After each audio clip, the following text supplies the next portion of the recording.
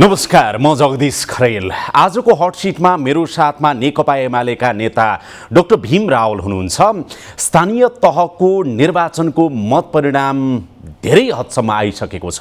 यो मत परिणामले के सङ्केत गर्छ कि अबको नेपाली राजनीतिको कोर्स थप अगाडि कसरी बढ्दैछ, विशेष गरेर सङ्घीय संसदको निर्वाचनलाई समेत दृष्टिगत गरेर नेपाली राजनीतिको अहिलेको अवस्था र आगामी बाटो के हुन सक्छ, यो विषयमा रहेर विशेष समीक्षा अन्तरङ्ग कुराकानी उहाँसँग म गर्नेछु। स्वागत छ डाक्टर साहब तपाईँलाई।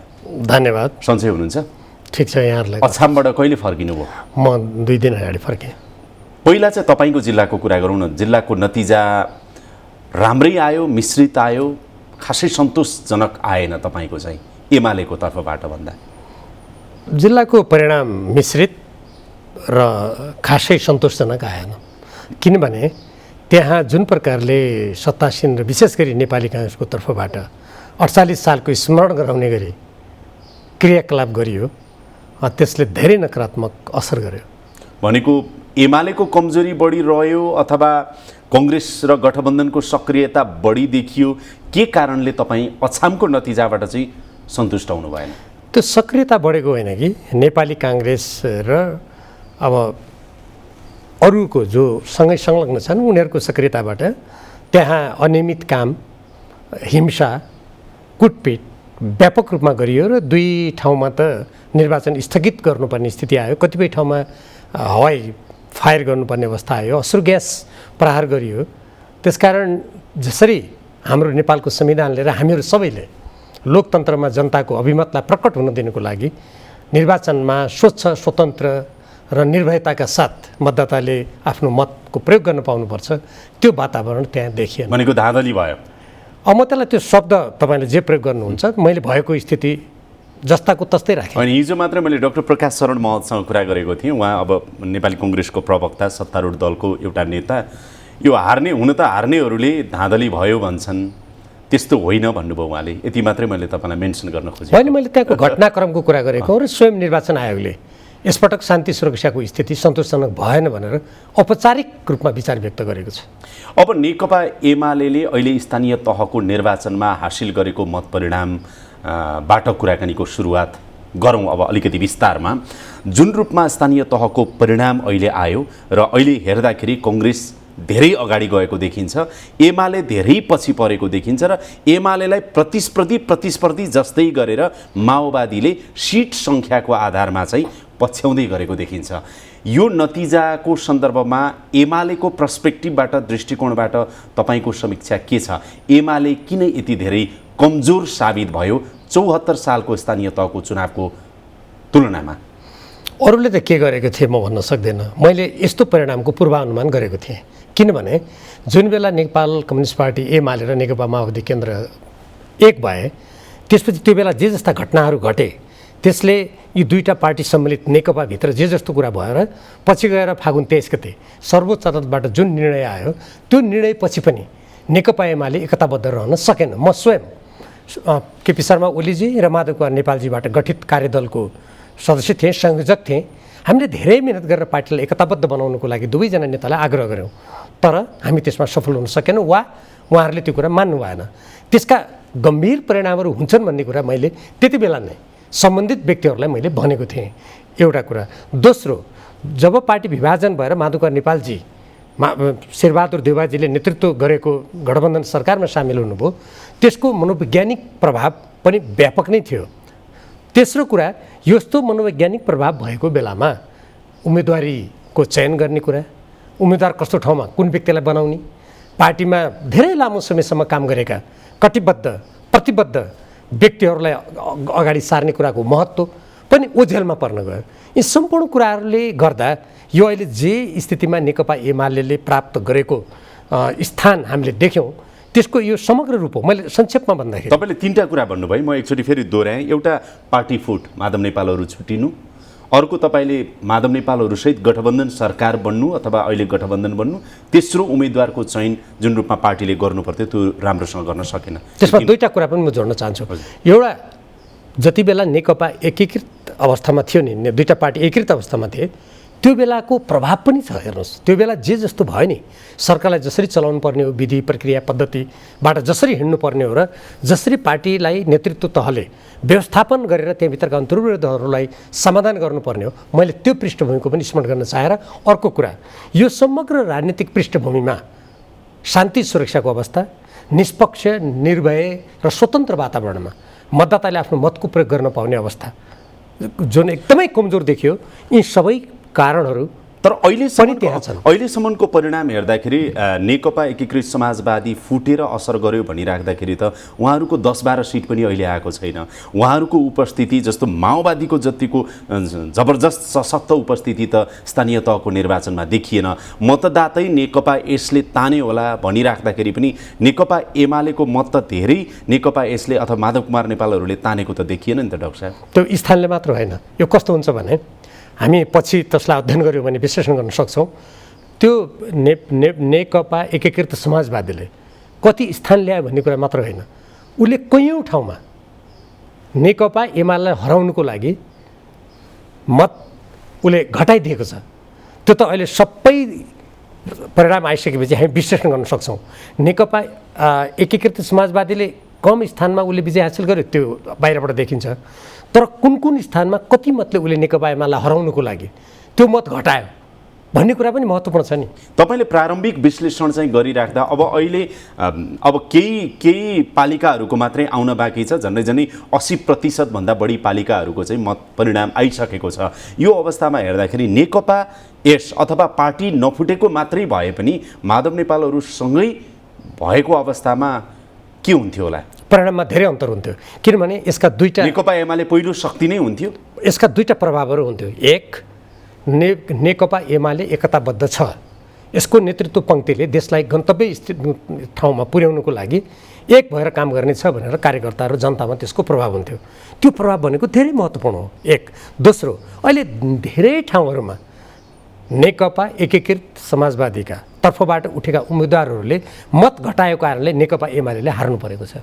किनभने नेकपा एकीकृत समाजवादीका उम्मेदवारहरू र स्थानीय सङ्गठनहरू कतै नेपाली काङ्ग्रेससँग मिल्न पुगेका छन्, कतै माओवादी केन्द्रसँग मिल्न पुगेका छन्। त्यसकारण यी दुईटै कारणले त्यहाँ गम्भीर असर पुर्याएको छ। त्यसकारण यो नभएको भए म के भन्न सक्छु भने निसन्देह नै अहिलेको भन्दा धेरै राम्रो परिणाम हुन्छ। तर अहिले नेकपा यसबाट आइरहेको छ, काङ्ग्रेस र विशेष गरेर अझ माओवादीबाट पनि हामीलाई धोका भयो, हामीले चाहिँ उनीहरूलाई भोट हाल्यौँ तर हामीलाई चाहिँ नि हालेनन्, त्यसकारण हाम्रो चाहिँ परिणाम एकदमै कम आयो भन्ने खालको उहाँहरूको विश्लेषण भएको छ र अलिकति निर्मम रूपले हामी यसको चाहिँ समीक्षा गर्छौँ भन्दै हुनुहुन्छ। खैर त्यो हेरौँला। नेकपा एमालेको कुरा गरिराख्दा अर्को पाटो चाहिँ एमाले भित्रै पनि धेरै अन्तर्घात भयो भन्ने पनि अहिले चाहिँ नेकपा एमालेका नेता कार्यकर्ताहरूबाट सामाजिक सञ्जाल मार्फत चाहिँ त्यो एउटा तिक्तता, त्यो गुनासो चाहिँ अहिले छताछुल्ल भएर आइरहेको छ। तपाईँले समग्रमा हेर्दा तपाईँ एउटा राजनीति शास्त्रको चाहिँ जानकार पनि, नेकपा एमालेको नेता पनि, पार्टीभित्र घात अन्तर्घात यसपटक 74 को तुलनामा धेरै बढी भएको हो? मैले आफूले काम गरिरहेको ठाउँमा त्यो देखिनँ, तर त्यसको सम्भावना छ। किनभने कतिपय ठाउँमा एकपटक निर्णय भएर अगाडि सारिएका उम्मेदवारहरू हठात परिवर्तन गरिएका छन् र कतिपय ठाउँमा अहिले मैले परिणाम हेर्दा त्यहाँको जुन स्थानीय नेतृत्व छ त्यो नेतृत्वले आफूले नचाहेको उम्मेदवार आउँदा त्यसलाई राम्ररी सघाएको देखिँदैन। त्यसकारण त्यो पनि भएको हुन सक्दछ, त्यसलाई अस्वीकार गर्न सकिँदैन। त्यसैले यी धेरै कुराहरूलाई सूक्ष्म रूपले केलाएपछि जब यो सम्पूर्ण परिणाम आइसक्छ, हामी के कारणले यस्तो भएको भन्ने समीक्षा होला। अहिले तपाईँले अघि एउटा अर्को दोस्रो मुद्दा भन्नु पनि उम्मेदवार छनौट गर्ने सन्दर्भमै कमजोरी भयो पार्टीबाट भन्ने कुराहरू आयो। कोबाट भयो, कसरी भयो भन्नुहोस्? त्यो त जसले जहाँ जहाँ निर्णय गरे, जो निर्णयकर्ता थिए उनीहरूबाट नै भयो। म त कुनै पनि ठाउँमा निर्णय गर्ने स्थानमा थिइनँ यसपटक। यसभन्दा अगाडिको निर्वाचनमा मैले सुदूरपश्चिममा समग्र नेतृत्व गरेको थिएँ। उम्मेदवार चयनमा, मतदानको बेला, मतदान पूर्वको बेला, प्रचारमा, व्यवस्थापनमा मैले समग्र नेतृत्व गरेको थिएँ। यसपटक म कहीँ पनि थिइनँ। तर म सैद्धान्तिक रूपमा के भन्न सक्छु भने ती कमी कमजोरीहरू त्यहाँबाट भए जसलाई तत्सम्बन्धमा निर्णय गर्ने अख्तियारी प्राप्त थियो। भनेको अझ सिधा बुझ्ने गरेर बताइदिनुहोस् न। जस्तो नेपालभरि 753वटा पालिकामा नेकपा एमालेको तर्फबाट उम्मेदवार चयन गर्ने कुरामा कोषबाट कसरी कमजोरी भयो, भन्ने कुरा अलिक सिधा बताउन सक्नुहुन्छ पार्टीले 3 तहको नेतृत्व किनभने तपाईँलाई त अहिले नेकपा एमालेका धेरै नेता कार्यकर्ता जो पराजय बेहोरेर थकित भएर बसिरहेका छन्, जितिएन, त्यत्रो विरासत पार्टीको आज यस्तो अवस्था आयो भनेर बसिरहेछन् नि, तिनलाई भन्नुहोस् त के भन्नुहुन्छ? म यसलाई 2 किसिमले हेर्छु। एउटा पार्टीको 3 तहको नेतृत्वलाई यो निर्णय गर्ने अधिकार दिएको थियो, जस्तो महानगरपालिका, केन्द्रलाई, उपमहानगरपालिका, यस्तो अवस्थामा केन्द्रलाई दिएको थियो। केन्द्र भन्नाले पार्टी अध्यक्ष लगायत सचिवालयमा को हुनुहुन्छ उहाँहरूको कुरा भयो। त्यसपछि पालिकाको हकमा त्यो अधिकार प्रदेश कमिटीलाई दिएको थियो। प्रदेश कमिटीका इन्चार्ज हुनेहरू, अध्यक्ष हुनेहरू को हुनुहुन्छ उहाँहरू त्यसको लागि जिम्मेवार हुनुहुन्छ। त्यस्तै वडा तहमा उम्मेदवार चयन गर्ने अधिकार जिल्ला कमिटीलाई दिएको थियो। त्यसकारण यी 3 तहको विश्लेषण गर्दा जसले त्यो अख्तियारी प्राप्त गरेका थिए त्यहाँ भएका कमजोरी र त्यहाँ भएका सबल पक्षको जस अब्जस उहाँहरूलाई भनेको यसको अब्जस चाहिँ घरि केपी ओलीलाई मात्रै दिएर भएन भनेपछि तपाईँले भनेको हिसाबले हेर्दाखेरि त केन्द्र एउटा होला, प्रदेश अर्को होला, जिल्ला अर्को होला निर्णय गर्ने ठाउँमा त्यसको स्तरअनुसार भनेपछि त प्रजातान्त्रिक प्रक्रियाबाटै त्यो जिल्लाले गर्नुपर्ने जिल्लाले गर्यो, प्रदेशले गर्नुपर्ने पालिकाको हकमा प्रदेशले गर्यो, महानगर उपमहानगरको केन्द्रले गर्यो भनेपछि त यसको सबै अब्जस चाहिँ अहिले केपी ओलीलाई दिन खोजिँदैछ कि त्यो त गलत हो नि। अब उहाँहरूले कुन प्रक्रियाबाट निर्णय गर्नुभयो? जस्तो पालिकाको पनि निर्णय गर्दाखेरि कतै कतै उम्मेदवारको माथिबाट हस्तक्षेप भयो कि भएन? वडामा समेत तपाईँको बुझाइ के छ? मैले सोध्न खोजेको कुरै यही हो। म भन्दैछु वडामा समेत हस्तक्षेप भयो कि भएन र केन्द्रमा समेत सचिवालयले छलफल गरेर गर्ने भन्दा अमुक उम्मेदवारको हकमा एकदम केन्द्रीयता लागू भयो कि भएन भन्ने कुरालाई पनि हेर्नुपर्छ। म त्यसको समग्र जानकार त छैन, जानकार नभएर त्यतिकै भन्नु उचित त हुँदैन। तर मैले 1-2टा घटनामा केन्द्रीयता पनि अति नै लागू भएको अवस्था थियो भन्ने मैले सुनेको छु र केही व्यक्तिहरूले त्यस्तो विचार व्यक्त गरेका छन्। नेकपा एमालेको त नेतृत्व नै धेरै कमजोर रहेछ डाक्टर साहब, होइन र? त्यो देख्यो नि यो चुनाव। होइन, हेर्नुहोस्, यो निर्वाचनमा कहिलेकाहीँ कस्तो हुन्छ भने यो समग्रतामा हेर्दाखेरि एउटा निष्कर्षमा पुग्न सकिन्छ। अब मैले नेतृत्व कमजोर छ कि बलियो छ कि भनेर म अहिले नै कुनै त्यस्तो निष्कर्ष म निकालिहाल्न म तपाईँलाई एउटा निवेदन गर्न चाहन्छु कि एउटा निवेदन के गर्न चाहन्छु भनेदेखि यदि नेकपा एमालेमा केपी ओली नहुने हो भने त तपाईँहरूको हालत के हुन्थ्यो होला? दिनमा 5वटा 7वटा समेत सभा उहाँले भ्याउँदै हिँड्नु पर्यो। हरेक दिन नबोलेको ठाउँ छैन, भोट नमागेको ठाउँ छैन, जनतालाई मोटिभेट नगरेको ठाउँ छैन, कार्यकर्ता परिचालन नगरेको ठाउँ छैन। डेफिनेटली क्याप्टेन भएपछि, अध्यक्ष भएपछि त्यो गर्नुपर्छ। यदि केपी ओली छोडेर नेकपा एमालेको अरू नेता कार्यकर्ता हेर्ने हो भने त अरूले नेतृत्व गर्न सक्लान्। ओली पनि नहुने हो भने त यो सिट कहाँ पुग्थ्यो होला भनेर मैले भने नि। म यस्तो कुरामा टिप्पणी गर्न चाहन्न र म एउटा सङ्गठनात्मक प्रणाली र विधि, सिद्धान्त, आदर्श, त्यसका कार्यक्रममा विश्वास गर्ने सदस्य भएको हुनाले म के हेर्छु भने पार्टीले आफ्ना सम्भावित सम्पूर्ण क्षमतालाई परिचालन गर्ने हो। जस्तो भन्नुहोस्, म कुनै ठाउँमा छु भने मैले जनतालाई कसरी सम्बोधन गर्न सक्छु, कसरी आफ्ना कुराहरू सम्प्रेषित गर्न सक्छु, त्यो मलाई त्यहाँ पार्टीले खटाउनुपर्छ, त्यस्तै अरूलाई खटाउनुपर्छ। अब त्यो समग्रतामा कसरी गरियो मेरो जानकारीमा छैन। म त आफू एउटा असम जिल्लाको खटाइएको थियो नि, होइन? केन्द्रदेखि प्रदेश हुँदै जिल्ला तहसम्म, स्थानीय तहसम्म नेकपा एमालेको जस्तो साङ्गठनिक संरचना चुस्त, दुरुस्त, मजबुत सायद नेपालका अरू कुनै पनि पार्टीको छैन। किनभने क्याडर बेस पार्टी, त्यस्तो संरचना तपाईँको ओडाको समुदाय तवरसम्म भएको पार्टी आज यसरी पराजित हुनु पर्यो, कमजोर अवस्थामा आउनु पर्यो। ओली कमजोरी त ओलीबाट मात्रै भएन। यसको मैले विभिन्न कारणहरू पृष्ठभूमि अघि नै भने, जहाँसम्म तपाईँले खटाइएको कुरा गर्नुभयो, म त्यो निर्णायक ठाउँमा म नभएको हुनाले त्यहाँ के छलफल भएको थियो, कसरी खटाइएको थियो, कति हामी विजय हासिल गर्छौँ भनेर प्रक्षेपण गरिएको थियो, अहिले जति हामीले हासिल गऱ्यौँ त्यो प्रक्षेपणसँग मिल्दोजुल्दो छ कि या त्यस फराकिलो भएर त्यो कम छ कि त्यो मलाई जानकारी छैन। मलाई जानकारी नभएको कुरामा म टिप्पणी गर्न त्यति। तपाईँलाई जानकारी भएको एउटा कुराबाट सुरु गरौँ न त। तपाईँले चाहिँ यो अनुमान चाहिँ मैले पहिल्यै गरेको थिएँ भन्नुभयो, मेरो विश्लेषण होइन? तपाईँको लागि चाहिँ त्यो अनुमान चाहिँ पार्टीमा तपाईँले बुझिराख्दा पार्टी नेतृत्वलाई, पार्टी संरचनाभित्र यस्तो हुन्छ कि भन्ने अनुमान थियो या थिएन? त्यो मलाई जानकारी छैन।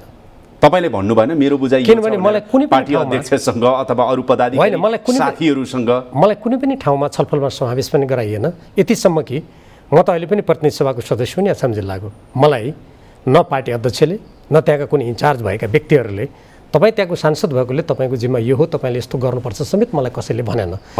म स्वयं एउटा देश र जनताप्रति म कटिबद्ध हुनुपर्छ भन्ने भावनाका साथ र मैले जे भूमिका निर्वाह गर्ने यो पार्टी निर्माणमा मैले जे पसिना बगाएँ विगतमा ती सबै सम्झेर म स्वयं स्वचालित भएर मात्रै आफ्नो जिल्लामा सक्रिय भएँ। भनेको पार्टीभित्र अब तपाईँ नेकपा एमालेको नेता कार्यकर्ता त हुँदै नै हो, तर पार्टीको जिम्मेवारीको हिसाबले तपाईँ एमाले हो पनि होइन पनि भनेको जस्तो भयो। होइन पनि भन्ने त कोही कुरै भएन। नेतृत्वको म नेकपा एमाले नै तपाईँ हो। मैले भने नेतृत्वको आँखाबाट पार्टी अध्यक्ष र अरू पदाधिकारीको अथवा पार्टीको सङ्गठनको हिसाबले तपाईँ एमाले हो पनि र तपाईँ एमाले होइन पनि भने जस्तो भयो। होइन भन्ने त कुरै भएन।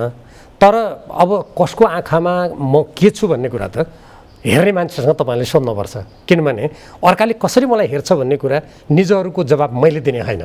मैले त देश जनता र यो पार्टीप्रतिको कर्तव्य इमान्दारीका साथ निर्वाह गर्ने हो।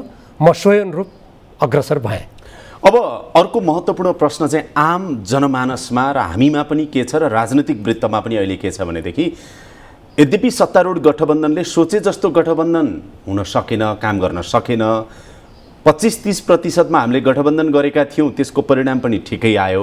यद्यपि यो गठबन्धन त हामी सङ्घीय चुनावसम्म कायम रहन्छ भनेर उनीहरूले भनिरहेको सन्दर्भमा तपाईँ एउटा राजनीति शास्त्रको जानकारको हिसाबले हेरिराख्दाखेरि पनि अहिलेको सन्दर्भमा तपाईँ यो काङ्ग्रेस, माओवादी, समाजवादी अथवा अरू 2 दल 5 दलीय गठबन्धन यो सङ्घीय चुनावसम्म अघि बढ्ने देख्नुहुन्छ अथवा यो 5-6 महिनाभित्रमा धेरै भुइँचालो जान्छन्, धेरै आफ्टर सकहरू जान्छन् अथवा खलबल आउनेवाला छ? तपाईँको ब्रह्मले के देख्दैछ? हामीले जुन राजनीतिक प्रणाली ल्यायौँ नि, यसलाई संवैधानिक व्यवस्था, हामीले गर्नुपर्ने अभ्यास र पार्टीहरूका प्रतिबद्धताबाट हेर्नुपर्छ।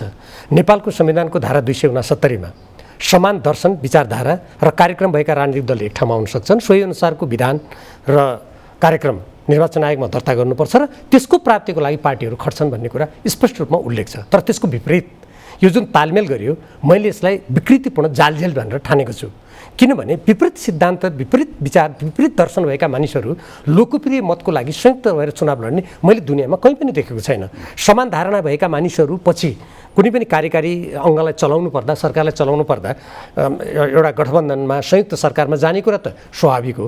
तर लोकप्रिय मतको लागि विपरीत धारणा, विपरीत सिद्धान्त भएका दलहरू सँगै जाने कुरा यो स्वतः गलत छ। जुनसुकै पार्टीले गरे पनि पहिले एउटा कुरा यो भयो।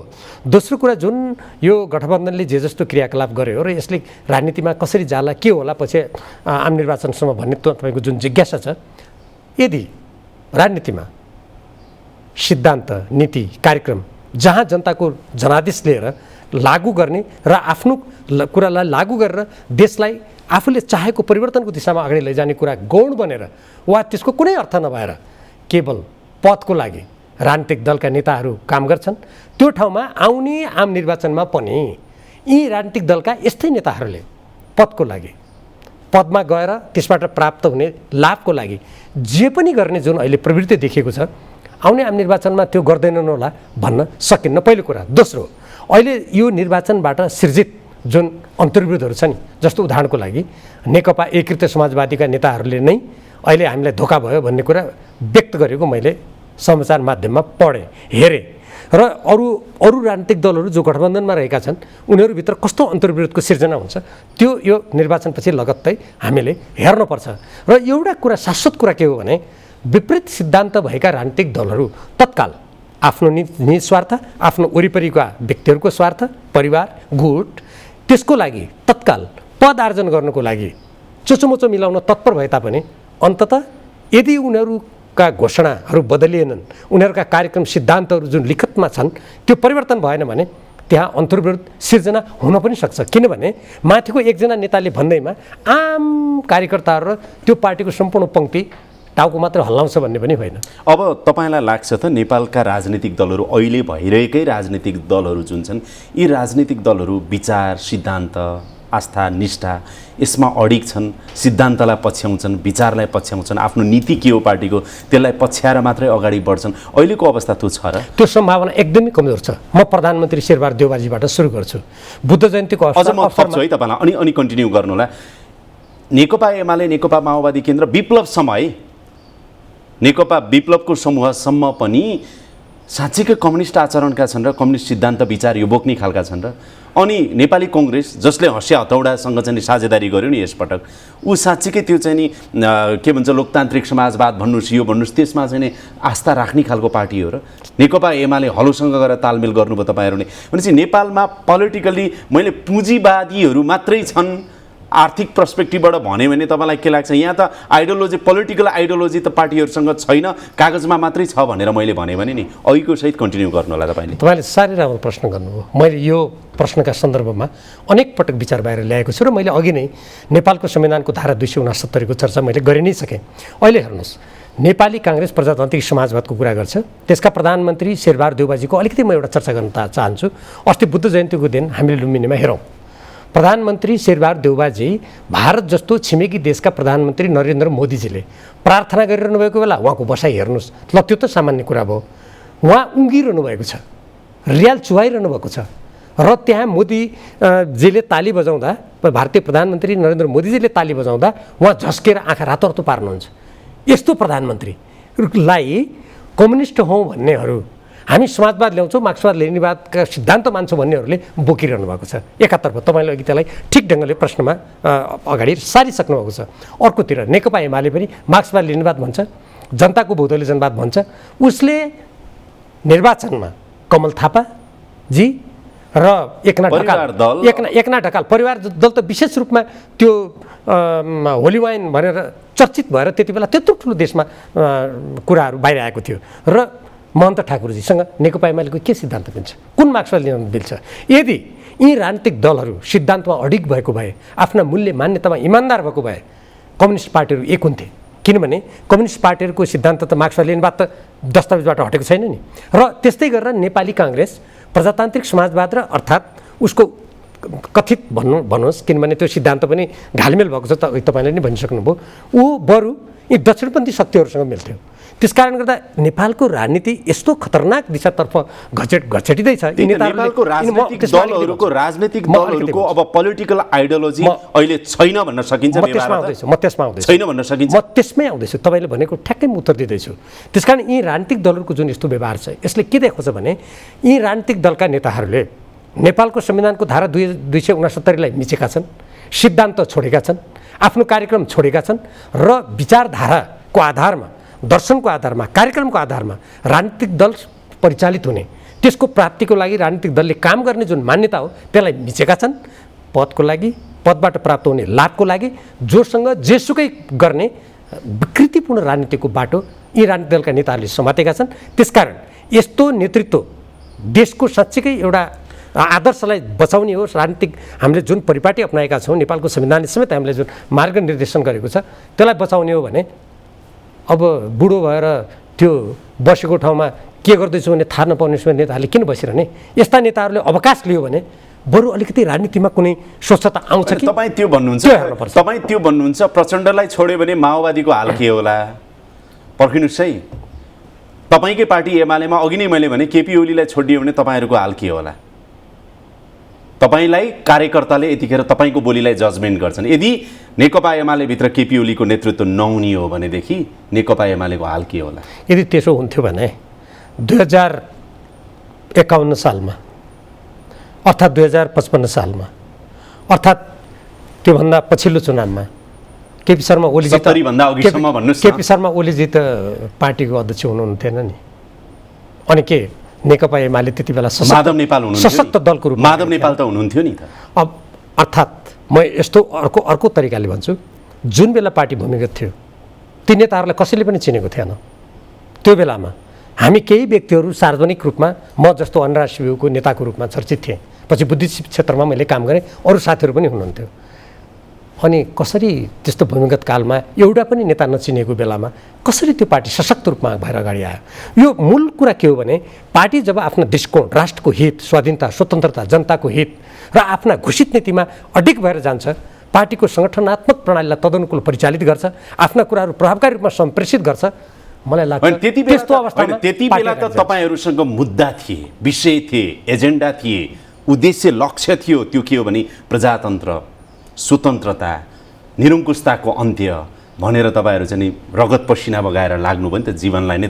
एउटा चाहिँ जोखिममा राखेर होइन। अब अहिले त सङ्घीय लोकतान्त्रिक गणतन्त्र नेपाल छ, जनतालाई चाहिएको विकास र समृद्धि छ, अब त जनतासम्म पुग्नु पर्यो। यो अवस्थामा अहिलेको अवस्थामा हुन त तपाईँले भन्नुभयो पहिलो तहका भनौँ, बुढा नेता पनि नभनौँ, पहिलो तहको नेताहरू चाहिँ विश्राम गर्दा हुन्छ भन्ने आशय राखिराख्दाखेरि मैले तपाईँलाई एउटा प्रश्न सोधेँ कि ती नेताले विश्राम लिनुपर्छ, थ्योरिटिकल्ली म पनि तपाईँसँग सहमत, तर विश्राम तपाईँको नेकपा एमालेमा केपी ओलीले लिएर घर बस्ने हो भने एमाले चलाउने हिम्मत, हैसियत, ल्यागत, क्षमता अर्को तहको नेताहरूले राख्न सक्छन्, तपाईँहरूले राख्न सक्नुहुन्छ? त्यो क्षमता छ?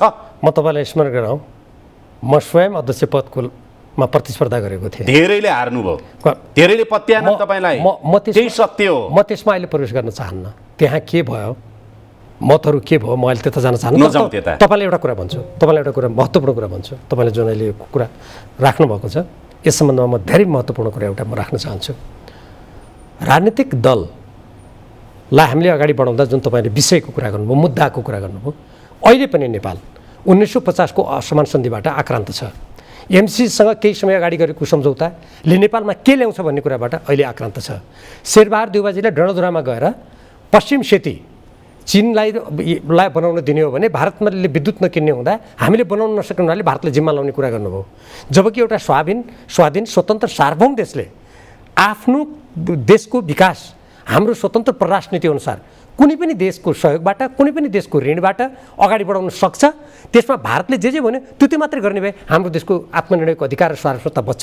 अर्को विषय, भर्खरै लुम्बिनीमा जुन भारतीय प्रधानमन्त्री नरेन्द्र मोदीजीको भ्रमण भयो, त्यो बेलामा नेपाल सरकारले नेपाल विद्युत प्राधिकरणलाई अरुण चौथो विकास गर्नुको लागि उसलाई जिम्मा दिएकोमा त्यो प्राधिकरणका प्रमुखले नेपाल सरकारको कुनै औपचारिक निर्णय हामीलाई थाहा छैन कहाँ भयो भन्ने कुरा नगरी ठुलो सेयर भारतलाई बेचेर उहाँले अरुण चौथो भारतलाई जिम्मा लगाइदिनु भयो। अर्को कुरा, अहिले हाम्रो देशको म अलिकति यो कुरा गर्छु। अहिले हाम्रो देशको ऋण भार हेर्नुभयो भने 60,000 प्रत्येक नेपालीको टाउकोमा ऋण छ र विश्व ब्याङ्क, एसियाली विकास ब्याङ्क, अन्तर्राष्ट्रिय मुद्रा कोष जस्ता संस्थाहरूबाट 87% बढी ऋण हाम्रो देशमा छ र हामीले झन्डै 4.5 अर्ब रुपियाँ हामीले ब्याजको रूपमा अहिले तिर्नुपर्छ। हाम्रो विदेशी मुद्रा सञ्चिति अहिले विप्रेषणमा धेरै आधारित छ र यत्रो विप्रेषणमा आधारित भएको अर्थतन्त्रमा नेपाल सरकारले सिद्धान्त र आफ्ना प्राथमिकता संसदमा राख्दा उसले यो वैदेशिक रोजगारीको कुरै गर्दैन, विप्रेषणको कुरै छैन त्यसमा। यस्तो स्थितिमा यस्ता त यति धेरै विषय छन्। कृषिको म अलिकति यसलाई बिट मार्छु। नेपालको कृषिदेखि लिएर धेरै क्षेत्रमा यति मुद्दा, यति विषयहरू छन्। ती विषयहरूलाई यदि प्रभावकारी रूपमा इमान्दारीका साथ राष्ट्रको हितलाई सर्वोपरि राखेर अगाडि बढाउने हो भने नेकपा एमालेसँग मुद्दा छैन, विषय छैन भने। डाक्टर रावल, तपाईँले यति भनिराख्दाखेरि नेकपा एमालेसँग मुद्दा त के गर्ने? एमसीसीको सन्दर्भमा तपाईँसँगै मैले 2 चोटि त बहस गरेको थिएँ। तपाईँको पार्टी नेकपा एमाले त बोल्दै बोलेन, जुन संसदमा टुङ्ग्याउने बेला त तपाईँ नै भुक्तभोगी हुनुहुन्छ, भन्नु परेन। अर्को कुरा, एमसीसीको मात्र एउटा कुरा गरौँ, अरू राष्ट्रियताको रनको जुन तपाईँलाई लागिरहेको छ त्यताभित्र अहिले त प्रवेश गर्दिनँ, तर पर्खिनुहोस् है, यथार्थ ठिक छ, यथार्थ हो सर, ठिक छ। तर तपाईँले यत्रो भनिराख्दाखेरि एमसीसी पास गर्न काङ्ग्रेस लाग्यो, माओवादीको अध्यक्ष प्रचण्ड पनि लागे। अहिले हेर्नुहोस् त जनताले उनीहरूलाई त उपहार दिइरहेका छन्, सम्मान गरिरहेका छन्, सिट बढाइदिएका छन्। पर्खिनुहोस् न सर, जनताले अनुमोदित गरे स्थानीय तहको निर्वाचन मार्फत एमसीसीलाई पनि जनमत मार्फत भनेर मैले भने नि। म तथ्य राखिदिन्छु तपाईँलाई। मैले यो निर्वाचन हुनुभन्दा अगाडि नै के भनेको थिएँ, नत्र सजाय दिन्थे। म तपाईँलाई भन्छु, म सजाय दिने खोजेको छ, म तपाईँलाई म भन्छु नि, म तथ्यमा आधारित भन्छु। मैले यो निर्वाचनभन्दा अगाडि यही प्रश्नको उत्तरमा के भनेको थिएँ भने नेपाली जनतासँग विकल्प छैन, किनभने सबै राजनीतिक दल उस्तै भएको हुनाले नेपाली जनताले कुनै न कुनैलाई मत हाल्न बाध्य छन् र विवश छन्।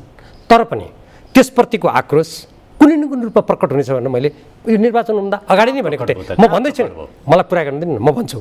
तपाईँले अहिले काठमाडौँ राजधानी जस्तो ठाउँमा, सुदूरपश्चिमको राजधानी धनगढी जस्तो ठाउँमा, मध्य प्रदेशको राजधानी जनकपुर जस्तो ठाउँमा र अरू धेरै ठाउँमा हेर्नुभयो भने अहिले जुन स्वतन्त्र उम्मेदवारले जुन मत प्राप्त गरेका छन् त्यो विकल्प नभएपछि, जनताको अगाडि यी जुन तपाईँले अघि भन्नुभयो त्यसको विकल्प नभएपछि जनताले प्रकट गरेको यो यस्ता क्रियाकलापप्रतिको विरोध, त्यसप्रतिको आक्रोशको यो पनि एउटा परिणाम हो। यसलाई पुरा गर्न दिनुहोस् न। यसलाई त्यति हल्का रूपमा यसले केही पनि सङ्केत गर्दैन, यो राजनीतिक दलका नेता र अहिले भएका ठुला पार्टीहरूले गरेका क्रियाकलापप्रतिको कुनै विरोध होइन भनेर त्यसरी बुझियो भने नेपालको राजनीतिको सतहमा बढ्दै गएको हुर्कँदै गएको नेपालको जनमतको जुन जनमतको स्थिति छ त्यसलाई बुझ्न कठिन हुन्छ। हेर्नुहोस्, अब तपाईँलाई म भनौँ होइन, एमसिसीको सन्दर्भमा सिधा प्रश्न, 753वटा पालिकामा कङ्ग्रेसले आफ्ना एजेन्डा लगिराख्दा, माओवादीले आफ्ना एजेन्डा लगिराख्दा, एमाले लगिराख्दाखेरि यत्रो चाहिँ देश बर्बाद हुन्छ अब एमसिसीको कारण भनेर तपाईँहरूले भनिराख्दाखेरि जनताले तपाईँको कुरा पत्याएनछन्। पर्खिनुहोस्, शेरबहादुर देउवाकै कुरा पत्याएछन्, प्रचण्डकै कुरा पत्याएछन्, जनताले उनीहरूलाई अनुमोदित गरे। रुवाखोलामा के भयो? पर्खिनुहोस् है, प्रधानमन्त्री शेरबहादुर देउवाको ओडा रुवाखोलामा के भयो? होइन, ओडा तपाईँकै मङ्गल तपाईँ राष्ट्रवादी अभिव्यक्ति दिइराख्नुभएका डाक्टर भीमराव तपाईँकै जिल्लामा त तपाईँले सन्तुष्ट हुने गरेर परिणाम आएन। होइन, त्यो त मैले भने नि, त्यसका कारणहरू मैले तपाईँलाई अघि स्पष्ट गरिसकेँ। भनेपछि हेर्नु, मैले तपाईँलाई स्पष्ट गरिसकेँ। यो कस्तो हो भने हेर्नुहोस्, जब मान्छेको अगाडि विकल्प हुन्न, विकल्प नभएको अवस्थामा हाम्रो जस्तो देशमा मानिसहरू मतदान गर्न बाध्य थिए नि त। एमसिसीको त औपचारिक रूपमा उहाँहरूले विरोध गरिराख्नु, तपाईँलाई जानकारी गरौँ, राजेन्द्र लिङ्गदेनजीमा उत्रिराख्नु भएको थियो, झन्डा बोकिराख्नु भएको थियो। बानेश्वरको सडकमा त प्रचण्डजी र माधव नेपालका जीका मान्छेहरू पनि उत्रे। त्यो त केही दिन अगाडिसम्म, त्यो लिङ्गदेनजीको पनि त्यति हो। लिङ्गदेनजी के विपक्षमा मत हाल्नुभयो प्रतिनिधि सभामा? हाल्नु भएन। म तपाईँलाई जानकारी गराउँ, के हुन्छ भने राजनीतिमा जब स्पष्ट विकल्प हुँदैन, जनताहरू चाहेर पनि नचाहेर पनि आफ्नो मत बाध्य भएर विकल्प त अब दिन्छन्। अहिले भएको त्यति मात्रै। राजनीतिक दलको विकल्प त राजनीतिक दल नै हुन्। हेर्नुहोस्, अब तपाईँले भनिरहेको बालेन शाहको काठमाडौँको उम्मेदवारी र उनले अहिले लिइरहेको अग्रता, अथवा गोपाल हमालको चाहिँ धनगढीमा आइरहेको हेर्नुभयो भने नेपालमै पनि विगतका इतिहासमा यस्ता घटना धेरै भएका थिए, विश्वमा पनि विभिन्न देशहरूमा यस्ता घटना हुन्छन्। स्वतन्त्र उम्मेदवारी जब चाहिँ आएर जित्ने 753वटा मध्ये तपाईँको चाहिँ नि 5-7वटा चाहिँ उम्मेदवार बन्ने, जित्ने अथवा 10वटासम्म आउने, त्यो कुरा त के नहोला? तपाईँले साह्रै सामान्यकरण गर्नुभयो। तपाईँले सामान्यकरण गर्नुभयो। कसरी गर्नुभयो म भन्छु। यो कुनै नेपालको राजधानी काठमाडौँमा, सुदूरपश्चिमको राजधानी धनगढी, मध्यप्रदेशको राजधानी जनकपुरमा यो स्वतन्त्र उम्मेदवारी भयो त्यतिकै आयो भनेर तपाईँले साह्रै सामान्यकरण गर्नुभयो। त्यो होइन। नेपालमा यदि तपाईँले जुन एमसिसीको सन्दर्भमा या हाम्रो राष्ट्रिय हित, हाम्रा साधन स्रोत नेपाली जनताको हितमा परिचालन गर्ने सन्दर्भमा यदि सशक्त कुनै राजनीतिक दल त्यसरी अगाडि आएको भएदेखि म निश्चित भन्न सक्छु यो निर्वाचनको परिदृश्य भिन्न हुन्थ्यो। तर त्यो स्थिति नभएको हुनाले अहिले जे यी ठाउँहरूमा जे परिदृश्य देखा परेको छ, यो ठुला राजनीतिक दलप्रतिको आपत्ति हो र त्यसप्रतिको आक्रोश हो। त्यसलाई त्यसरी सामान्यकरण नगरौँ। हेर्नुहोस् खरेलजी, त्यो यद्यपि त्यसको कति प्रभाव हुन्छ, त्यो कति मात्रामा गयो भन्ने कुरा हामी विश्लेषण अब धेरै त नजाउँ। काठमाडौँको मतदाताको साइकोलोजी तपाईँले चाहिँ 64बाट यता मात्रै 48तिर पनि नपुग्नु हेर्ने हो भनेदेखि पटक पटक परिवर्तन भएको छ। 64मा माओवादी त्यसैले त परिवर्तन भयो त। त्यसैले राजनीतिक दलहरू प्रतिको जुन यस्तो व्यवहार हो त्यसप्रतिको नकारात्मक मत गयो नि त। परिवर्तन हुन्छ। यो हुने बित्तिकै तपाईँ राजनीतिक दलको नेता, म एउटा पत्रकार, राजनीतिक दलप्रतिको वितृष्णा, फ्रस्ट्रेसन छ। तर छ भन्दैमा काठमाडौँको एउटा मतदाताले एउटा भन्यो भन्ने बित्तिकै देशभरिको 753मा चाहिँ वितृष्णा छ भन्ने पनि त देखाएन नि। त्यस्तो देखाएन। तपाईँ हेर्नुहोस्, राजनीतिमा दुईवटा कुरा हेर्नुपर्छ। के हुन्छ भने हाम्रो देशको जुन सामाजिक अवस्था छ नि, आर्थिक र विकासको परिस्थिति छ नि, त्यो फरक छ, असमान छ। कुनै ठाउँमा अहिले कस्तो पनि छ भने मान्छेहरू भेला भएर त्यो गाउँको जुन अलि अगुवा हो नि त्यसलाई नै त्यहाँको नेता सधैँ व्यवस्था नै चलाउने त्यही मान्छे ठानेर भेला भएर उम्मेदवार छान्ने ठाउँ पनि हाम्रो देशमा छ। ग्रामीण क्षेत्रमा केन्द्रमा के भइरहेको छ कुनै पनि जानकारी नहुने ठाउँहरू पनि हाम्रो छन्। हाम्रो देशमा आन्दोलनको बेला पनि तपाईँले हेर्नुभयो भने धनगढी जस्ता, जनकपुर जस्ता, वीरगञ्ज जस्ता, काठमाडौँ जस्ता ठाउँहरूले नै के गर्थ्यो भने अब परिवर्तन कुन दिशातिर जाँदैछ भन्ने सङ्केत गर्थ्यो। त्यो साँचो कुरा हो। पञ्चायत कालमा हेर्नुहोस्, मैले यही ठाउँमा देखेको छु। त्यो बेला पनि त्यो बेलाका पञ्चायतभित्रका जो अत्यन्त अनुदार व्यक्तिहरू थिए उनीहरूको विरुद्ध यहाँ मत दिँदाखेरि काठमाडौँका जनताले त्यस्ता नेताहरू, ठुल्ठुला नेताहरूलाई हराइदिएका छन्। त्यो सामान्य कुरा थिएन।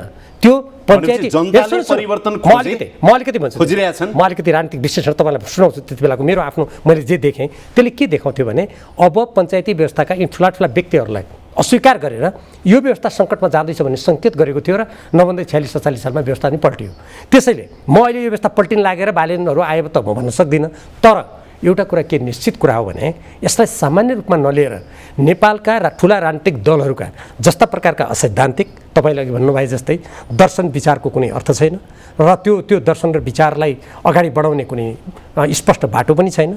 जुन त्यस्तो किसिमका गतिविधि गरे हेर्नुहोस् त्यो प्रकार त्यसप्रतिको अस्वीकृति त हो नि। मेरो सिधा प्रश्न सर, जनताले विकल्प खोजिरहेका छन् हो होइन? जनताले त्यो विकल्प राजनीतिक दलको विकल्प खोजिरहेका छन्। राजनीतिक दलले जे गतिविधि गरे, जुन प्रकारले काम गरे त्यस प्रकृतिको अस्वीकृतिको यो सङ्केत अवश्य हो र यसले के गर्छ यो सङ्केत कहाँसम्म अगाडि बढ्छ भन्ने देख्नुहुन्छ? यस्तो छ, यो कहाँसम्म अगाडि बढ्न सक्नेछ भन्ने कुरा के हुन्छ भने कहिलेकाहीँ जनतामा रहेको चेतना, जनतामा रहेको धारणालाई सङ्गठित रूप दिनुपर्ने हुन्छ।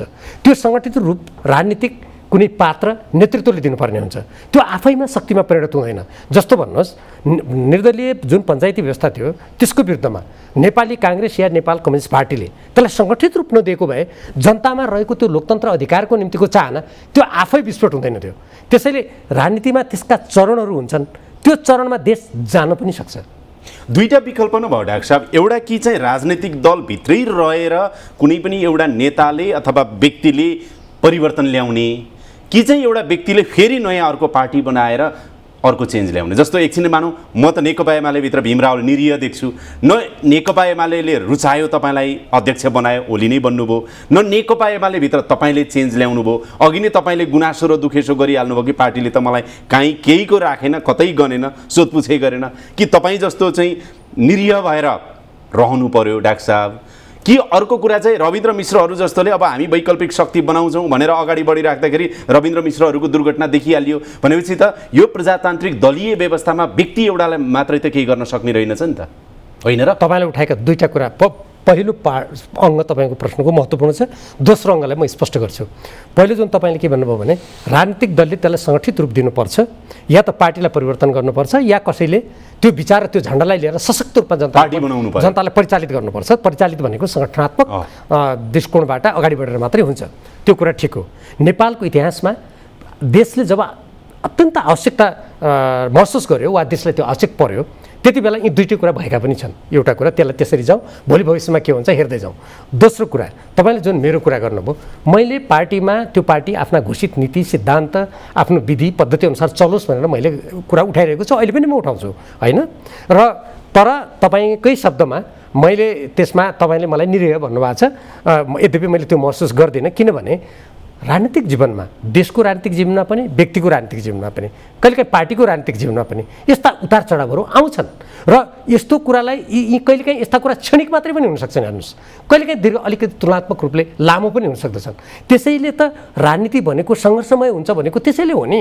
त्यसैले देश र जनताप्रति कटिबद्ध, देश र जनतालाई नेपालको संविधानमा कम्तीमा घोषित कुराहरूको दिशामा अगाडि बढाउनको लागि दृढतापूर्वक काम गर्दै जाँदा स्थिति त फेरि तपाईँ त परिवर्तन हुन सक्छ। न पार्टीभित्र हुनुहुन्छ, पार्टीभित्र पनि हुनुहुन्न, न पार्टीमा तपाईँको भूमिका प्रभावकारी छ, न पार्टीले तपाईँलाई जिम्मेवारी दिन्छ, न तपाईँले नयाँ पार्टी, नयाँ सङ्गठन, नयाँ संरचना बनाएर त्यो सिद्धान्तलाई अगाडि जनतासम्म लाने तपाईँसँग अब मैले माफ गर्नुहोला नम्र रूपमा भने न त्यो क्षमता राख्नुहुन्छ अब तपाईँले। यो हतारिएर काम गर्ने दृष्टिकोण हुँदाखेरि तपाईँको जस्तो प्रश्न उत्पन्न हुन्छ। कहिलेकाहीँ मानिसहरू के हुन्छ भने कुनै घटना यो बाहिरको जुन वस्तुगत जगतभन्दा पनि आफ्नो चेतनामा मनमा जे आयो त्यो अनुसार गइदिउन् भनेर मान्छे कहिलेकाहीँ चाहन्छ र त्यो नहुँदाखेरि तपाईँले राखे जस्तो प्रश्न उत्पन्न हुन्छ। तर अलिकति गम्भीर रूपमा देश जनता समग्र अन्तर्राष्ट्रिय स्थितिलाई बुझ्ने सम्झने मानिस पाइलाहरू चाल्दा धेरै विचार गरेर चाल्छ र कहिलेकाहीँ प्रतिकूल स्थिति र आफ्नो लागि एकदमै नकारात्मक अवस्था आयो भने पनि त्यसलाई सामना गर्छ। त्यसले भित्री रूपमा पनि गर्छ, बाहिर रूपमा पनि गरिराख्नु भएको छ, जसमा म गरिरहेको छु। अब अघि तपाईँले एउटा शब्दावली प्रयोग गर्नुभएको थियो, विपरीत सिद्धान्त, विपरीत विचारको तालमेल गठबन्धन, यो ठिक भएन। तपाईँले जालझेल के भन्ने शब्दावली पनि भयो भन्नुभयो। विपरीत छ। अनि सँगै तपाईँ र मैले भएर एउटा निष्कर्ष पनि हामीले निकालेका छौँ र बुझी समीक्षा के गरिरहेका छौँ भने नेपालका राजनीतिक दलहरू बिचमा अब आइडियोलोजी भन्ने पोलिटिकल आइडियोलोजी त कागजमा मात्रै रह्यो, व्यवहारमा पद, सत्ता, शक्ति यही कुराहरू नै केन्द्रमा रह्यो भनेर तपाईँ र मैले अघि कुरा गऱ्यौँ। यो बिचमा काङ्ग्रेस माओवादीको अथवा जसपाको यो एकता के फरक भयो त? आइडियोलोजी नै एकातिर छ, अब पद, सत्ता, शक्ति सबभन्दा तपाईँलाई म भनौँ ऊ मङ्सिरपछि प्रधानमन्त्रीको कुर्सी छ त्यहाँ, होइन त? कति मन्त्रीहरू बन्नुपर्छ, राष्ट्रपति कसलाई बनाउने, सभामुख कसलाई बनाउने, कति धेरै ठुल्ठुला भिभिआइपी पदहरू छन् भनेपछि अबको अर्जुन दृष्टि त त्यहाँ छ नेताहरू। त्यसै कारणले अहिले तपाईँले के फरक पर्छ त? तपाईँले जुन व्याख्या गर्नुभयो नि, हामीले कुनै व्यक्तिहरूले कुनै बेला आफ्नो जीवनको बलिदान दिएर शहीद भए होइन, कयौँ मान्छेले यो परिवर्तन गर्नको लागि धेरै दुःख पाए, पीडा पाए, जेलको यातना भोगे, मुद्दा भोगे, जसमा मैले पनि भोगेका छु, अरूले पनि भोगेका छन्। के को लागि? एउटा निश्चित गन्तव्यमा देशलाई पुर्याउने, एउटा निश्चित आदर्शबाट, सिद्धान्तबाट, कार्यक्रमबाट, नीतिबाट आजसम्म यो देशले जुन असमान सन्धिहरूको प्रताडना सहनु पर्यो, अपमान सहनु पर्यो, एउटा पीडा सहनु पर्यो, त्यसबाट देशलाई मुक्त गर्ने, आफ्ना साधन स्रोतहरूलाई सर्वप्रथम देशको हितमा परिचालित गर्ने लगायतका जे जति कुराहरू छन्, ती कुराहरू प्राप्त गर्नको लागि कहिलेकाहीँ राजनीतिक सङ्घर्ष लामो हुन सक्दछ, व्यक्तिले सोचे जस्तो दिशामा त्यो नजान सक्दछ। किनभने यी नेताहरू अहिले जसको बारेमा तपाईँले चर्चा गर्नुभयो, मैले पनि अलिकति चर्चा गरेँ, उहाँहरूले आफ्नै घोषणा, आफैले जनताको अगाडि गरेका भाषा प्रतिज्ञाबाट उहाँहरूमा विचलन देखा परेको छ। कसरी भने सिद्धान्त र नीतिमा एउटा कुरा भन्यो, नेपालको संविधान निर्माण गर्दा म पनि मसौदा समितिमा थिएँ नि, समाजवाद उन्मुख व्यवस्था बन्यो। अहिले काम के भइरहेछ? दलाल पुँजीलाई प्रश्रय दिने, गरिब र धनीको बिचको त्यसैले त्यो दिशामा जसले सोचेका थिए, चाहे राजनीतिक कर्मीहरू हुन्, चाहे समाजका अभियन्ताहरू हुन्, चाहे यहाँहरू जस्तो सञ्चार क्षेत्रका अगुवाहरू हुन्, सबैले त्यो दिशातर्फ यी नेताहरूलाई सचेत पार्ने र कतिपय कुरामा प्रतिवाद गर्नुपर्ने आवश्यकता अब एउटा कुरा तपाईँ बताउनुहोस् न त, जस्तो प्राकृतिक कुरा चाहिँ गठबन्धनकै पनि, तालमेलकै पनि, सँगै जाने कुराहरू पनि, अलायन्स बनाउने कुराहरू पनि, सेन्टर टु लेफ्ट जो छन्, लेफ्टहरू चाहिँ नि एकातिर, सेन्टर टु राइट अथवा कन्जर्भेटिभहरू भनौँ जता छन्, त्यो तालमेल त्यो सायद हेर्दा प्राकृतिक देखिन्छ होला। सरसर्ती अझ सजिलोसँग भन्दाखेरि नेकपा एमाले, नेकपा माओवादी केन्द्र, नेकपा एकीकृत समाजवादी अथवा अरू कम्युनिस्ट वाम घटकहरू, अथवा उता कङ्ग्रेस, राप्रपा अथवा कतिपय मधेसवादी दलहरू अर्कोतिर होला, यो देख्दा प्राकृतिक देखिन्छ होला, आई डोन्ट नो। तर तपाईँ अब सङ्घीय चुनावसम्म हेरिराख्दाखेरि तपाईँको पार्टीको तर्फबाट हेरौँ, नेकपा एमाले, माओवादी केन्द्र, नेकपा एस प्राकृतिक रूपमा तालमेलमा अगाडि जाने सम्भावना चाहिँ देखिराख्नु भएको छ। हेर्नुहोस्, तथ्य कुरा र सत्य कुरा कहिलेकाहीँ एक्लै भए पनि बोल्नुपर्छ। त्यसकारण मैले अध्यक्ष पदमा प्रतिस्पर्धा गरिरहँदा पनि जुन मेरो घोषणा थियो त्यसमा मैले के भनेको थिएँ भने, यदि म अध्यक्षमा निर्वाचित भयो भने म वामपन्थी एकताको लागि तत्काल वार्ता सुरु गर्छु र राष्ट्रिय साझा सवालमा नेपाली काङ्ग्रेससँग पनि वार्ता गर्छु भनेको थिएँ। अहिले पनि मेरो दृढ विचार छ, यदि बहुदलीय व्यवस्था अन्तर्गत नेपालको संविधानको धारा 269लाई मान्ने हो भने, राजनीतिक दललाई को मान्यता मूल्य हुन्छ भन्ने कुरालाई स्वीकार गर्ने हो भने, नेपालका मार्क्सवाद लेनिनवाद मान्छौँ, कम्युनिस्ट हौँ भन्ने नेताहरू एक ठाउँमा आउनुपर्छ। यदि ती नेताहरू इमान्दार छन्, देश र जनताप्रति जिम्मेवार छन् भने, मलाई यो कुरा सैद्धान्तिक कुरा, मलाई यो कुरा सैद्धान्तिक होइन, पहिले सैद्धान्तिक कुरा अलिकति म तपाईँलाई हेर्नुहोस्, सिद्धान्त, कानुन, विधान मनाको व्यवहार हुँदैन राजनीतिमा। यदि सिद्धान्त, व्यवहार, संविधान त्यही चाहिँ बढी भइरहेको हुनाले त्यसको विरोध गर्नु परेको हो, त्यसको आलोचना गर्नु परेको हो। म अघिको कुरा पुरा गर्छु, यदि नेपाल देश नेपाली जनताप्रति इमान्दार हुने हो, त्यसप्रति जिम्मेवार हुने हो र आफैले गरेका घोषणा, नीति, कार्यक्रम, सिद्धान्तप्रति इमान्दार हुने हो भने नेपालका कम्युनिस्ट पार्टीहरू र तिनका नेताहरूले एक ठाउँमा आउनुपर्छ। त्यस्तो होइन, म भन्छु पहिले घोषणा नै अब के होला, म भन्छु के होला पनि भन्छु, यसलाई पुरा गर्न दिनुहोस् न। यदि देश, जनता, नेपालको संविधान, आफूले विगतमा गरेको आन्दोलनप्रति आफै बेमान, आफै गैर जिम्मेवार हुने हो भने कुरा एउटा, काम जे गरे पनि भयो। त्यसको लागि त इतिहासले भोलि मूल्याङ्कन गर्छ। कुनै बेला हेर्नुहोस्, जनमतले दण्डित गर्दैन भन्ने होइन, एउटा कुरा। अब तपाईँले के होला भन्नुभयो, के होला भन्ने जनमतले त अहिले एमालेलाई दण्डित गरिसक्यो, होइन यो आंशिक कुरा स्थानीय तहको चुनावमा, यो आंशिक कुरा मात्रै हो। तपाईँले नेकपा एमाले जति प्राप्त गरेको छ त्यो पूर्ण रूपमा नेकपा एमालेलाई दण्डित गर्यो अनि अरू त्यसका परिवेशहरू, परिस्थितिहरू थिएनन् भनेर निष्कर्ष निकाल्यो भने त्यो अर्को राजनीतिक गलत विश्लेषण हुन्छ। अब के होला भन्नेमा जान्छु म। के होला तपाईँले जुन भन्नुभएको छ, यदि नेपालका राजनीतिक दलका नेताहरूले अहिले स्थानीय तहको निर्वाचनको परिणामलाई हेरेर र त्यसमा जनमतलाई राम्ररी मनन गरेर, आत्मसात गरेर हाम्रो नीति, कार्यक्रम, सिद्धान्त हामीले कता लग्यौँ, जनताले त्यसमा के प्रतिक्रिया दिए, अहिले राजधानीका विभिन्न ठाउँहरू र विभिन्न स्थानहरूमा स्वतन्त्र उम्मेदवारीको त्यस्तो किन भयो भन्ने कुरालाई मनन गरेर गयो भने फेरि समान सिद्धान्त, समान विचार, समान धारणा भएकाहरू एक ठाउँमा आउने दिशातर्फ लाग्छन्। होइन अहिले जसरी पद प्राप्तिपछिको लाभ लाई केन्द्र भागमा राखेर सम्पूर्ण राजनीतिलाई त्यसको वरिपरि घुमाउने मैले बुझेँ। कुराबाट यदि नेताहरू सचेतन भने योभन्दा नेपालको राजनीति विकृत हुन्छ, योभन्दा जनता र देशको आर्थिक राजनीतिक सामाजिक परिवेश अझ बिग्रिएर जान्छ। काङ्ग्रेस, माओवादी, समाजवादी उहाँहरूको कुरा आइसकेको छ अहिले प्रारम्भिक रूपमै। अलिअलि गठबन्धनमा तलमाथि भएको छ, धोकाधडी पनि भएको छ, तर यो गठबन्धन सङ्घीय चुनावसम्म जान्छ उहाँहरूले भनिसक्नु भएको छ। त्यो तपाईँ देख्नुहुन्छ या देख्नुहुन्न? विश्लेषकहरू यदि त्यसो हो भने देख्नुहुन्छ या देख्नुहुन्न? यदि त्यसो हो भने होइन, त्यो हुनसक्छ। मैले अघि नै भने नि, अहिले जसरी पद र पद प्राप्तिको लाभको लागि धेरै जे पनि गर्ने जुन चरित्र छ, यदि त्यो चरित्र कामी भयो भने तपाईँले भने जस्तो पनि हुनसक्छ। र त्यसपछि के हुन्छ? त्यसपछि त्यो चरण समाप्त भएपछि त्यो पद र पदबाट लिने लाभको लागि जुन केन्द्रित भएर काम गरिएको छ त्यसबाट गम्भीर अन्तर्विरोध र विकृति आरम्भ हुन्छ र त्यसको परिणाम जनता र देशले अत्यन्त नकारात्मक रूपमा सामना गर्नुपर्ने हुन्छ। तपाईँलाई लाग्छ एमाले माओवादी र एकीकृत समाजवादी बीच एकताको कुरा त अहिले छोडौँ, तालमेलसम्म हुन सक्छ? यदि देख्नुहुन्छ? यदि नराखिकन के देख्नुहुन्छ तपाईँ? म त्यो सम्भावना यदि अघि 2-3 चोटि म त्यो सम्भावना छैन भन्दिनँ। किनभने कुनै बेला नेकपा एमालेका नेता केपी शर्मा ओलीजी र नेकपा माओवादी केन्द्रका अध्यक्ष नेता पुष्पकमल दाहाल प्रचण्डको बीचमा कसैले एकता होला भन्ने कल्पना गरेका थिए? जबकि माओवादी आन्दोलनको बेला 170 जना भन्दा बढी एमालेका कार्यकर्ता मारिएका थिए। तर अहिले त मैले बुझेँ, अहिले माओवादीको बार्गेनिङ पावर स्ट्रङ छ नि। तपाईँलाई म प्रश्न पार्छु। अहिले हेर्नुहोस्, जति बेला नेकपा माओवादी केन्द्र शान्ति प्रक्रियाबाट आएको थियो त्यति बेला उसको छवि, त्यति बेला उसको प्रभाव, स्वयं पुष्पकमल दाहाल प्रचण्डजीको प्रभाव अहिलेभन्दा कयौँ गुणा बढी थियो। यो पनि स्मरण गरौँ। त्यसैले त्यो हुँदैन परिस्थितिमा परिवर्तन हुँदैन भनेर भविष्यवाणी त गर्न मिल्दैन। तर तत्काल अहिलेको जुन परिस्थिति छ, अहिले अन्तर्विरोधको जुन स्वरूप छ, जुन मात्रा छ, त्यो हेर्दाखेरि तत्कालै नेताहरू एक ठाउँमा आइहाल्लान्, यो महसुस गरिहाल्लान्। देश र जनताको हितलाई सर्वोपरि राखेर आफ्ना कुराहरूलाई त्यसको अधीनमा राखेर हामी समान धारणा, समान दर्शन, समान विचार भएका मानिसहरू एक ठाउँमा आइहाल्लान् भनेर म तत्काल त सम्भावना म कमजोर देख्छु। तर सङ्घीय चुनावसम्म चाहिँ प्रश्न त त्यहाँ छ, अझ नजिकैको प्रश्न। सङ्घीय चुनावसम्म जानुको लागि नेताहरूले आफूलाई धेरै अहिलेसम्म गरेका जुन अन्तर्विरोधका प्रसङ्गहरू छन् त्यसबाट बाहिर आउनुपर्ने हुन्छ र नेपालमा समाजवाद उन्मुख प्रणाली ल्याउनुको लागि जुन हामीले संविधानमा प्रतिज्ञा गरेका छौँ र आफ्ना दस्तावेजहरूमा अझ समाजवादको कुरा गरेका छौँ त्यसप्रति इमानदार। अब अहिले यही रूपमा गठबन्धन अगाडि बढ्यो भने स्थानीय चुनावमा भन्दा सङ्घीय चुनावमा गठबन्धन अझ मजबुत हुन्छ। सिटको हिसाबले, सङ्ख्याको हिसाबले स्थानीय चुनाव जति धेरै झन्झटिलो हुँदैन।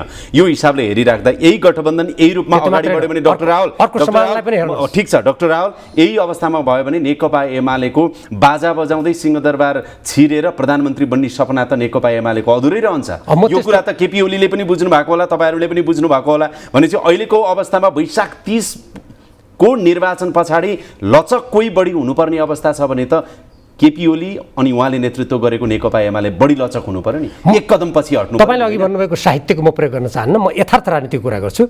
आउने आम निर्वाचनमा तपाईँले भन्नुभएको एउटा पाटो हो गठबन्धन बलियो होला भन्ने, अर्को पनि छ। अहिले स्थानीय तहको निर्वाचनमा त एउटा पालिकाको प्रमुख हुनुको लागि, वडाको प्रमुख हुनुको लागि यो स्तरको अन्तर्विरोध छ भने अर्को पछि पनि नबोलौँ। त्यति बेला प्रदेश वा सङ्घीय संसदको सदस्य हुनुको लागि योभन्दा कयौँ गुणा बढी अन्तर्विरोध चर्किनु पनि सक्छ। त्यसैले यी दुईटै पाटोलाई विश्लेषण गर्नु आवश्यक। प्रचण्डको बार्गेनिङ पावर चाहिँ अब स्ट्रङ अझ बढी भयो भनेर मैले भने त ठिक हुन्छ नि? होइन, त्यो त उहाँले स्थानीय तहमा अहिले जे प्राप्त गर्नुभएको छ, उहाँले सदस्य सङ्ख्यालाई बढी प्राप्त गर्नुको लागि यसलाई उपयोग गर्न सक्नुहुन्छ। त्यो सम्भावना छ। तपाईँ यो त भन्न सक्नुहुन्छ नि अब लचक हुनुपर्छ भने कि शेरबहादुर देउवा नै कि केपी ओली नै? राष्ट्रको हितलाई हेर्ने र आफ्ना सिद्धान्त कार्यक्रमलाई हेर्दाखेरि उत्पन्न हुने लचकको एउटा पक्ष हुन्छ। केवल पदको लागि लेनदेनको कुरा, सिधा सत्ता शक्तिको कुरा। म आज तपाईँसँग यो पोलिटिकल आइडियोलोजीको कुरा त अहिले गऱ्यो भने जनतालाई पनि दिक्क लाग्छ होला। पार्टी किन बनाएको त? त्यसै पार्टी विघटन हुनु पर्यो नि त सबै।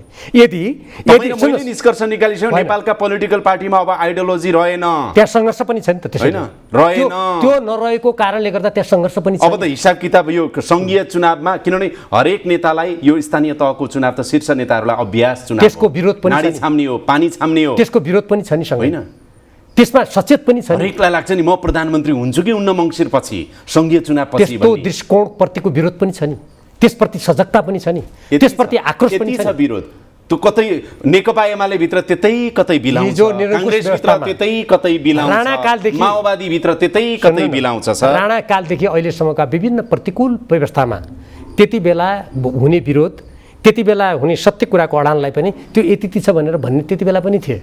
त्यस्तो हुँदैन राजनीतिमा। सत्य कुरा, साँचो कुरा, देश र जनताको हितको कुरा तपाईँले भन्नु जस्तो यतिबाट यति धेरै पनि हुनसक्छ। त्यो कुरालाई बिर्सिनु हुँदैन। तपाईँ फेरि दोहोऱ्याएर सोधे, तत्काल चाहिँ लेफ्ट राइट अलायन्स बिना त अब नेपालको चाहिँ नि गठबन्धन बिना चाहिँ नेपालको सरकारहरू अब अर्को 5-10 वर्ष बन्दैनन् होला, होइन डाक्टर? निर्वाचनमा यो गठबन्धन गर्ने कुरा सिद्धान्तहीन, संविधान विपरीत, कानुन विपरीत, राजनीतिक मान्यता विपरीत हो। तर लोकप्रिय मत आइसकेपछि यदि सरकारमा कुनै दलको बहुमत भएन भने त्यति बेला समान धारणा, समान कार्यक्रम, देश र जनताप्रतिका समान दृष्टिकोण भएका राजनीतिक दलहरू एक ठाउँमा आउन सक्छन्। त्यसलाई स्वाभाविक रूपमा पनि मान्नुपर्छ। के बढी सम्भावना देख्नुहुन्छ तपाईँ? जस्तो मैले फेरि दोहोऱ्याएर मैले अहिलेको स्थितिमा के सम्भावना 6 महिना सङ्घीय चुनावलाई, म अन्तिममा छु, सङ्घीय चुनावलाई दृष्टिगत गर्दा, प्रदेश र संसदको अर्को सङ्घीय संसदको चुनावलाई दृष्टिगत गर्दा यो अलायन्स यही रूपमा जाने देख्नुहुन्छ राजनीति विश्लेषकको रूपमा, अथवा होइन लेफ्ट राइट अलायन्स होला भन्ने देख्नुहुन्छ? म लेफ्ट राइट गठबन्धन भइहाल्ने सम्भावना त प्रबल भएको देख्दिनँ। साथसाथै म के पनि देख्दिनँ भने अहिलेको जुन गठबन्धन छ, जे राजनीतिक दल छन्, यो निर्वाचनको परिणामपछि अहिलेको अवस्थामा ती रहन्छन्, त्यहाँभित्र अन्तर्गत सिर्जना हुँदैन भन्ने पनि म देख्दिनँ। यद्यपि त्यसको मात्रा कति हुनेछ भन्ने कुरा हेर्नलाई केही दिन पर्खिनुपर्छ। समय दिनुभयो डाक्टर साहब, धेरै धेरै धन्यवाद छ। धन्यवाद। So much. धन्यवाद।